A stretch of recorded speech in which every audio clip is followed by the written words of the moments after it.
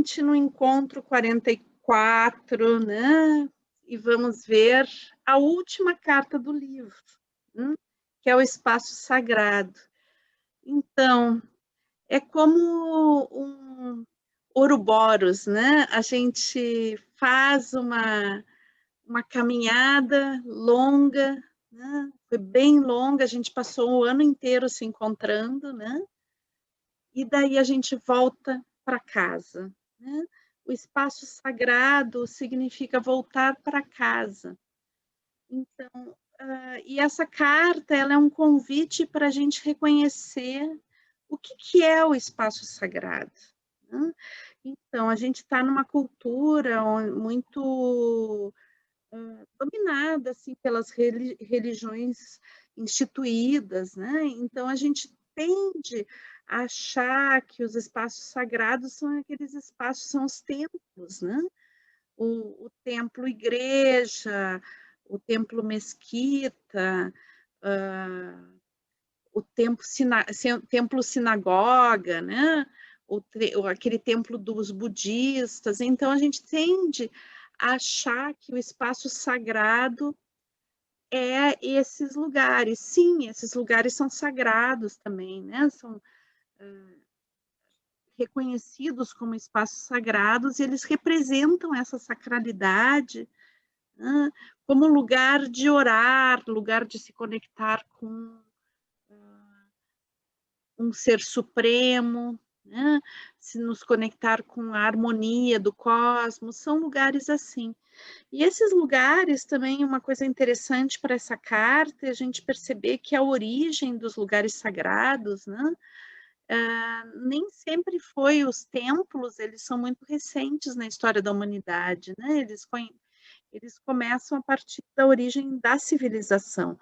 Mas antes da civilização, né, a humanidade tinha lugares sagrados, que eram as cavernas, tinham cavernas que eram lugares especialmente desenhados, né? Essas cavernas com muitos desenhos dentro eram lugares sagrados, né?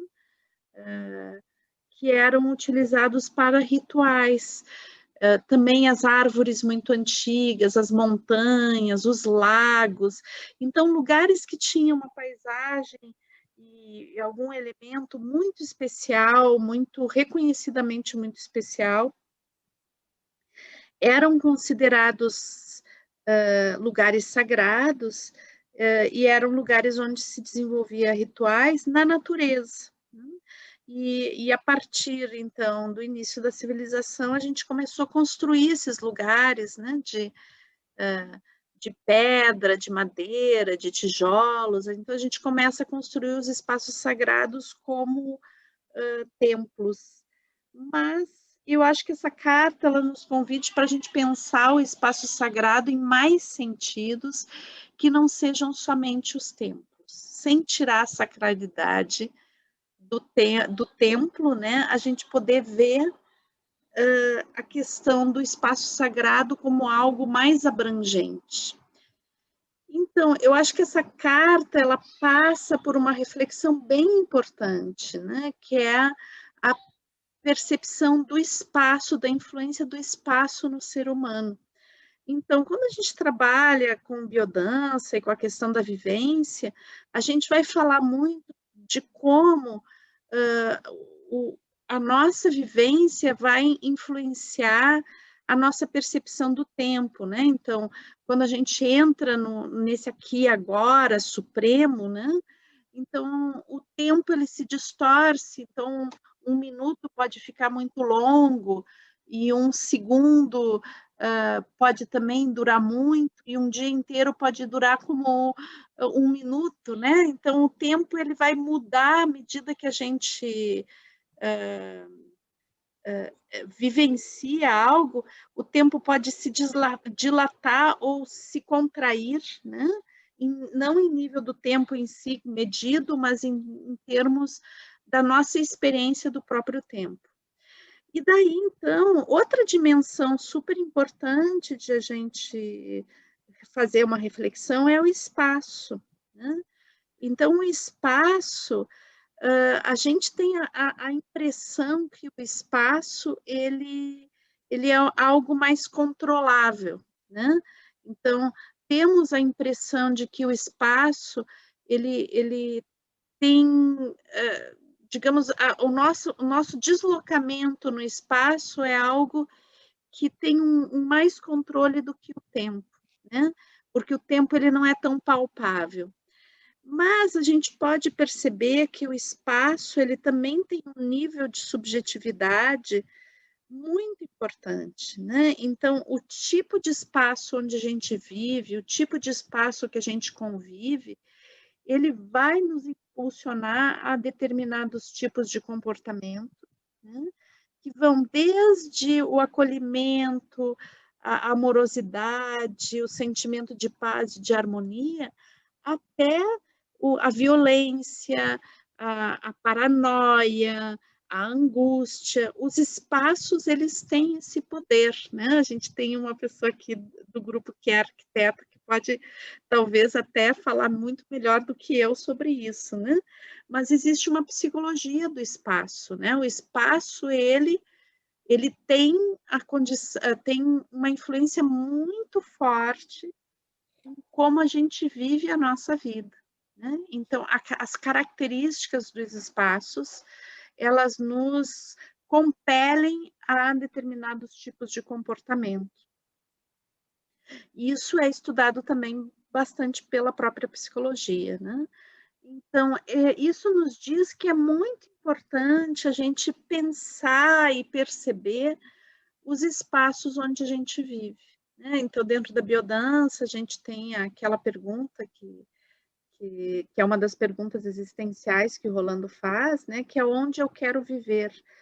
E bom, quando a gente está muito imerso dentro de um espaço e passa a não percebê-lo tanto, assim como acontece com o tempo, muitas vezes, né?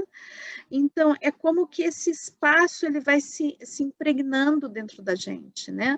As mensagens desse espaço vão se impregnando. E isso pode, né, ser... Se a gente está num ambiente super harmônico, um ambiente muito em contato com a natureza, um ambiente de muito acolhimento, de muita harmonia, isso vai entrando dentro da gente como um alimento, né? E vai nos deixando muito potentes, muito fortes, vai nos gerando lucidez e cada vez mais percepção. Agora, quando a gente está em ambientes que são muito que geram muita desarmonia, né? Eles são muito entrópicos, né? Então, o que acontece é que esses ambientes, eles geram toxicidade, e muitas vezes esses ambientes, eles são mesmo projetados para gerar alguns tipos de comportamento, como é o caso, por exemplo, dos shopping centers, né? Que eles têm um tipo de projeto que já é feito para incentivar o nosso desejo de consumo, né? Alguns ambientes que são feitos para a gente não ficar muito tempo, alguns ambientes que nos convidam a estar mais tempo, né? Alguns ambientes que por si eles já provocam um afastamento entre as pessoas, alguns ambientes que por si eles já geram a integração, a maior proximidade entre as pessoas. Então, mesmo dentro do ambiente projetado pelo ser humano, né, existe um conhecimento, um estudo de quais os efeitos que o ambiente vai trazer no comportamento, e claro que não é só o comportamento, é no sentimento, no estado de saúde mental mesmo das pessoas, né? Então, as pessoas que estudam mais a psicologia do ambiente, né, elas falam que talvez uma das coisas que seria mais útil em termos de prevenção de doenças, né? Tanto doenças mentais como doenças físicas, seria trazer as cidades para um nível de maior harmonia, né? Que as cidades pudessem ser mais harmônicas, isso provocaria nas pessoas reações mais harmônicas, tanto em nível de estrutura fisiológica mesmo, né? Porque a gente sabe que o que a gente vive nos provoca reações fisiológicas, como também em nível de subjetivo mesmo, né? De como é que eu me sinto, como é que eu me relaciono. Então, a gente está nessas dimensões espaço e tempo, né? E daí, o espaço sagrado, ele vai abarcar essas duas coisas, né? Porque quando a gente está numa dimensão de espaço que ele é acolhedor e ele é harmônico, o que acontece é que isso nos convida a uma dilatação do tempo. Então, o que acontece é justamente uma experiência de harmonia que nos traz uma maior integração com a gente mesmo. Da mesma forma, quando o espaço ele é opressivo, então às vezes tem uma contração do tempo, a gente percebe o mundo com mais angústia, percebe que o tempo passa mais rápido, né? Mesmo que a gente esteja contando lá no relógio e o tempo continua passando como ele sempre passa, né? Mas a percepção pode se contrair, né?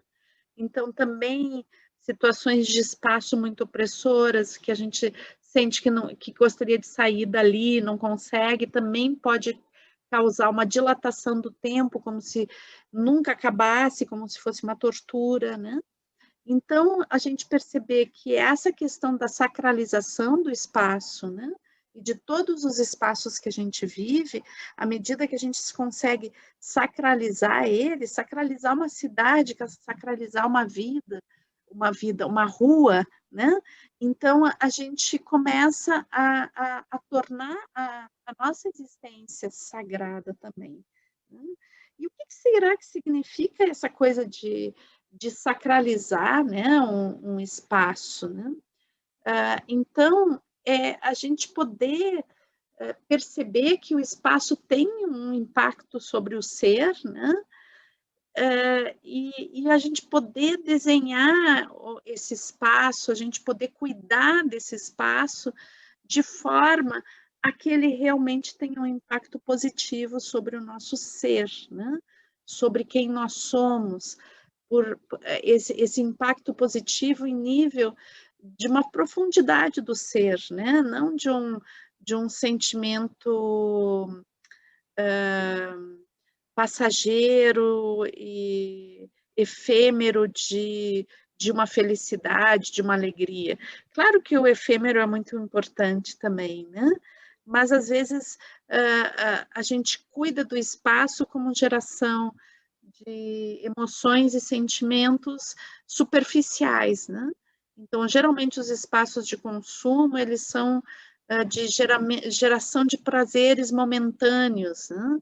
De coisas momentâneas onde a gente não fixa raízes. E o espaço, se a gente vai pensar em termos de natureza, ele é o lugar onde a gente fixa raízes também. Se a gente vai pensar em termos de ser humano, o espaço é por onde a gente passa, né? É onde a gente caminha, é o lugar onde a gente caminha.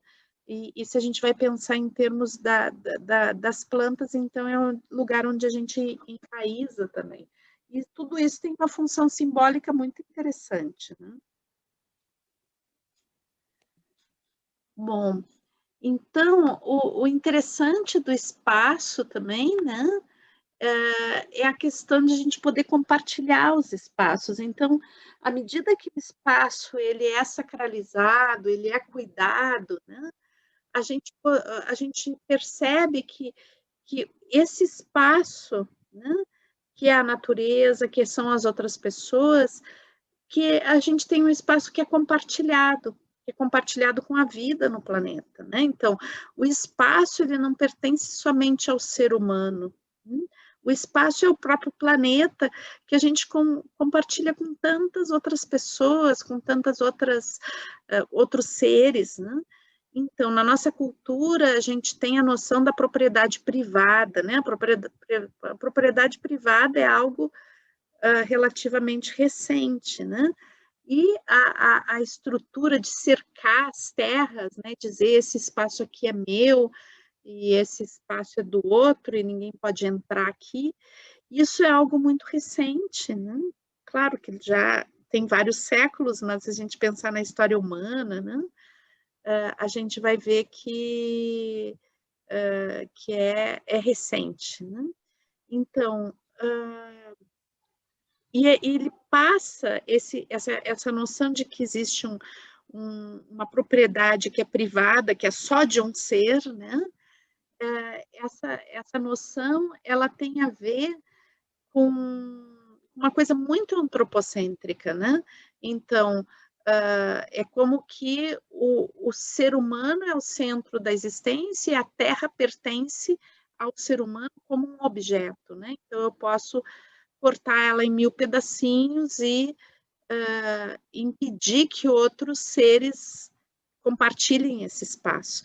Mas isso é uma falácia, né? Porque, na realidade, a gente compartilha espaço de todos com todos. Então, mesmo que eu tenha um quadradinho lá, que eu chamo a minha terra ou a minha casa, e todos nós temos, né, os nossos espaços que são, entre aspas, privados, mas o que eu faço nesse espaço privado, ele atinge a totalidade dos seres, né?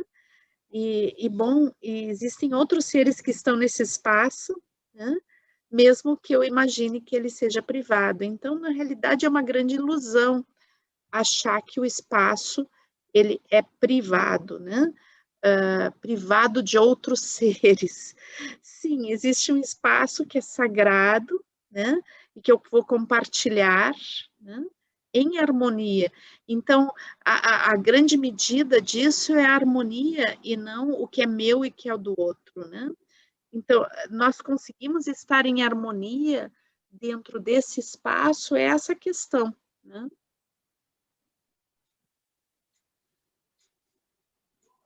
Então, a gente poder pensar quando que um espaço se torna sagrado, né?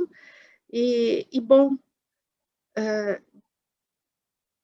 eu associo muito o espaço sagrado, é o espaço que é cuidado, né?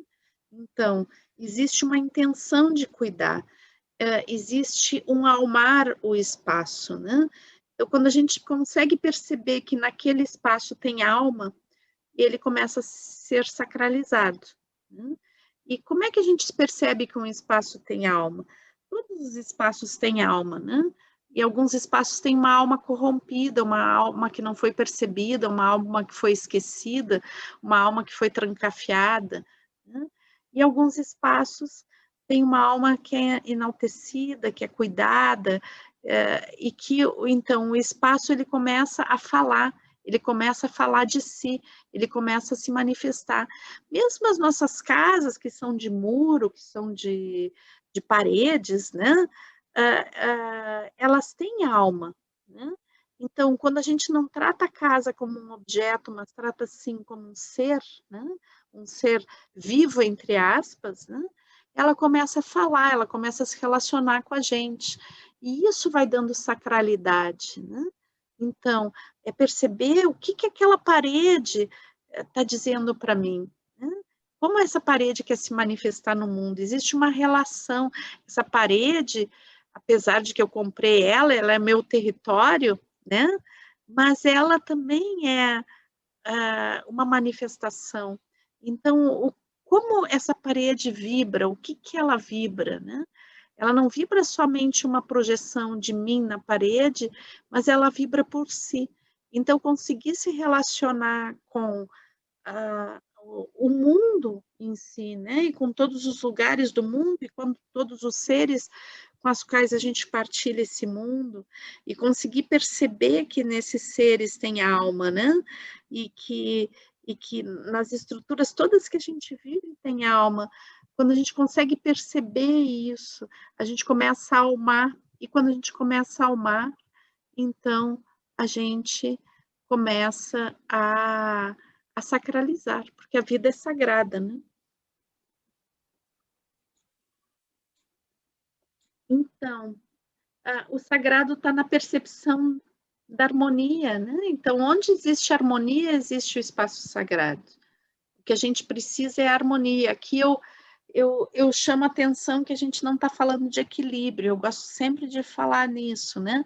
A gente não está falando de equilíbrio, a gente está falando de harmonia. A harmonia é a dança entre a diversidade, né?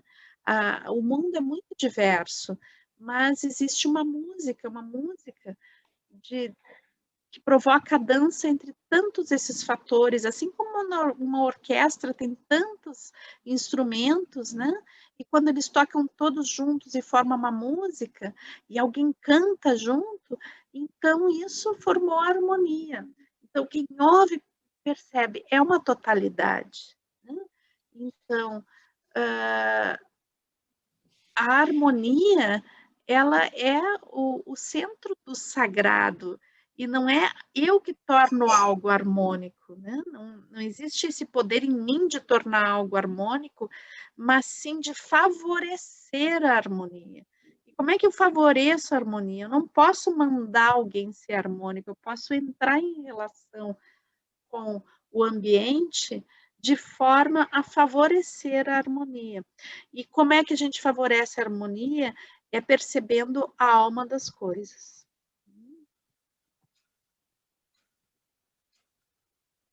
Então, e daí a gente vai chegar na nossa casa, né? A nossa casa onde a gente mora é um espaço sagrado.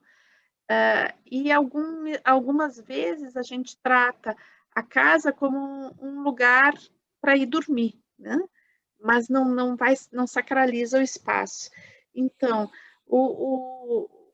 quando a gente começa a sacralizar o espaço, isso significa que a gente começa a entrar em diálogo com a casa, né?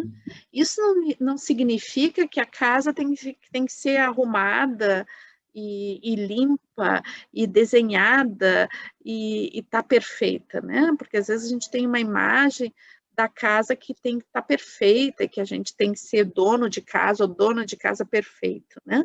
Não é isso, né? É na casa existe vida, né?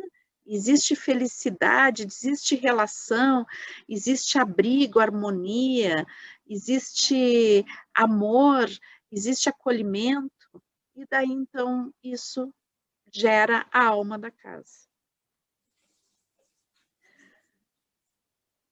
Então, também os objetos são um espaço sagrado, né? Então, aqueles objetos que para mim são super significativos, os objetos que têm algo que tem muito a ver comigo. Então, como eu cuido desses objetos, né? Esses, o que eu percebo que realmente importa para mim. Às vezes a gente é muito acumulador, né?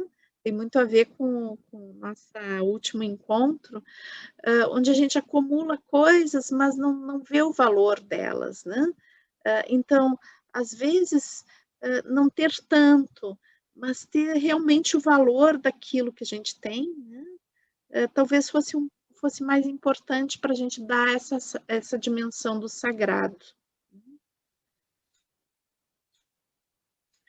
E daí a gente também perceber que para o ser humano, né, o pensamento e os sentimentos são espaços sagrados também. Então, muitas vezes a gente como que se deixa impor pelo pensamento do outro, ou se deixa invadir pelo pensamento do outro, ou tenta invadir o pensamento do outro, achando que o outro tem que pensar como a gente, né? Como eu acho que o outro tem que pensar como eu penso, né? Tento impor as ideias, ou alguém tenta impor suas ideias sobre mim. Bom, o pensamento como um espaço sagrado, né, tem a ver com um cuidado pelas minhas próprias ideias, um reconhecer de que eu posso ter minhas próprias ideias, que isso é fluido, né, que isso é um espaço que existe dentro de mim, né, e eu poder nutrir também isso, né, então, às vezes eu gasto tanto tempo e dinheiro colocando muitos objetos dentro da minha casa, ou vestindo coisas que eu acho que são interessantes, mas eu não me preocupo em nutrir e cuidar as coisas que eu penso, né? O meu espaço interno, esse espaço que tem que ser cuidado, né? É claro, eu estou falando aqui para um grupo de pessoas que já tem esse cuidado por si, mas às vezes a gente não tem consciência disso, né? Que o espaço interno nosso, ele é sagrado e ele tem que ser cuidado, porque ele tem que ser harmônico. Então, às vezes, mesmo se a gente vai fazer uma relação com a que a gente estava vendo antes, às vezes a gente vive em ambientes, né?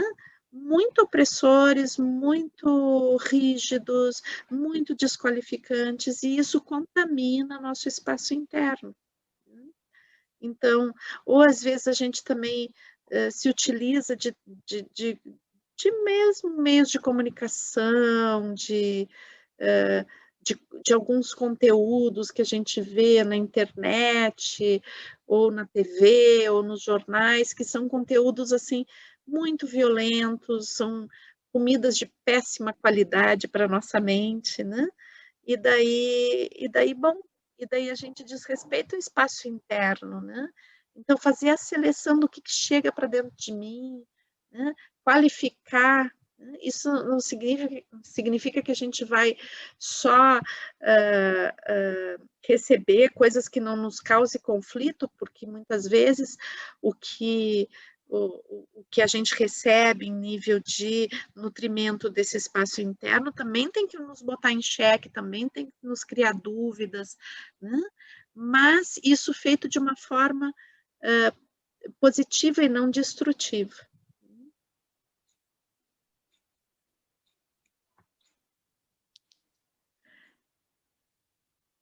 Então, as relações, né, os sentimentos, as relações como espaço sagrado também.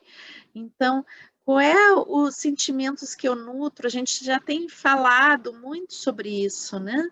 Sobre esse jardim que a gente cultiva, que são os nossos sentimentos, e que às vezes a gente fica cultivando, incentivando pensamentos que vão gerar sentimentos que tem a ver com vingança, tem a ver com ódio, tem a ver com desqualificação.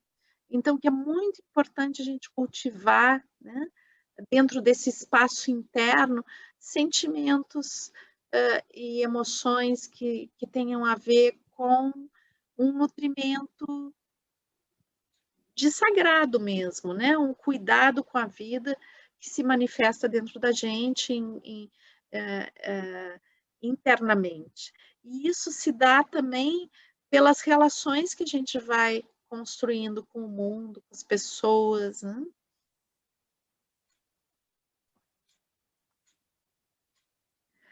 Então, eu se dá conta que o espaço, né, ele é de todos os seres. Então, quando a gente vai entrar num espaço que não é o espaço que a gente normalmente nutre, né, que a gente está acostumado na nossa cotidianidade a nutrir, como uma caminhada num bosque ou visitar a casa de alguém, né?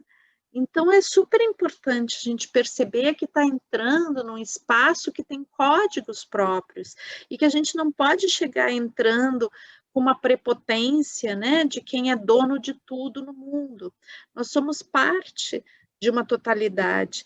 Então, é muito importante que a gente possa entrar em cada espaço com sensibilidade, percebendo o que está ali naquele espaço, quem são os seres que habitam aquele espaço, desde a floresta, do jardim, da casa do amigo, da casa de um parente, né?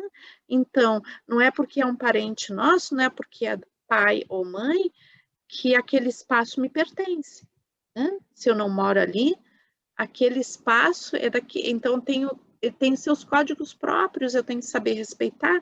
As pessoas não precisam ter os mesmos códigos que eu, nem a natureza tem os mesmos códigos, né?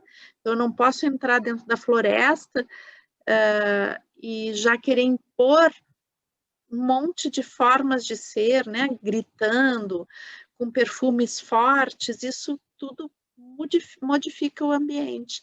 Então, a importância desse respeito, desse diálogo com o espaço. Então, poder pedir permissão para entrar nesses espaços, né? E especialmente quando a gente está tratando de espaços da natureza. Eu estou falando de todos os espaços, né? Também quando alguém entra no nosso espaço, tem que pedir permissão. As pessoas não podem entrar no nosso espaço sem pedir permissão, né? Mas também a gente poder perceber que quando a gente entra no espaço do outro, também a gente tem que pedir permissão.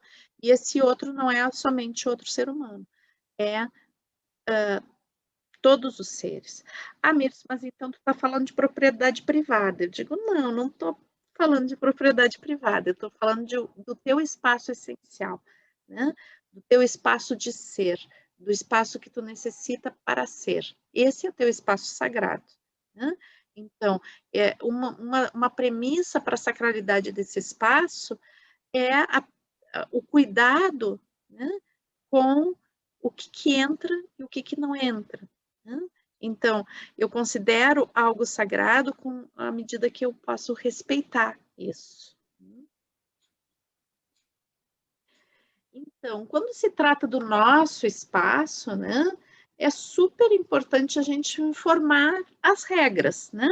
Então, por exemplo, se vem alguém me visitar, a minha casa tem algumas regras, é importante que eu possa informar a pessoa que vem me visitar que a minha casa tem algumas regras, que eu gosto de que as coisas aconteçam de determinada forma, né? Então, mesmo, por exemplo, em relações mais íntimas, o meu corpo enquanto espaço sagrado, né?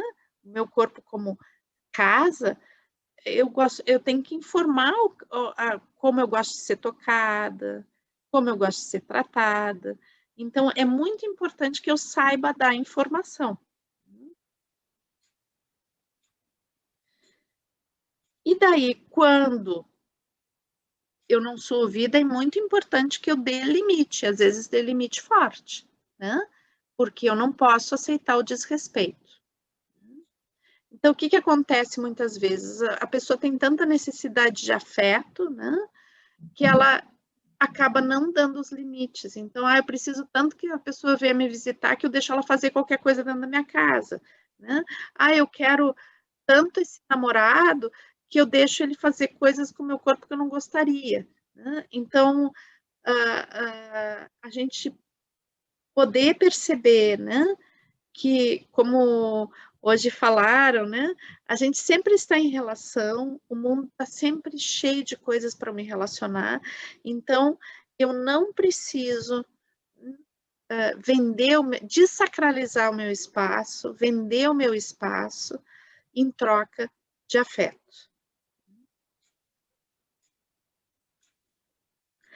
Então, a gente perceber que a sacralidade, ela se dá por respeito e sensibilidade, que é muito importante eu poder respeitar, né?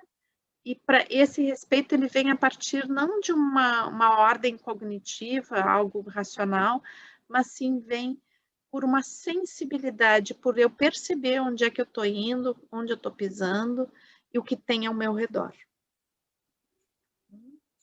Então, para finalizar, né, a gente poder perceber também que a gente tem um espaço em comum, né, que é esse planeta sobre o qual a gente pisa, né, onde a gente vive, e que cada um de nós tem esse pequeno espaço que é o nosso próprio corpo, que é a nossa casa, mas que isso é uma parcela do nosso lar comum, né? Então, cuidar essa pequena parcela, sacralizar essa pequena parcela, que é a que nos cabe, significa cuidar da totalidade, é sacralizar a totalidade, né? Então, quando a gente consegue cuidar e sacralizar o nosso entorno, começando do nosso corpo, passando pela nossa casa, nossas relações, para chegar na nossa cidade, né? E todos os ambientes que a gente convive. Então, quando eu consigo cuidar desse entorno, eu estou sacralizando esses locais e estou sacralizando o nosso lar em comum, que é o nosso planeta, a Mãe Terra.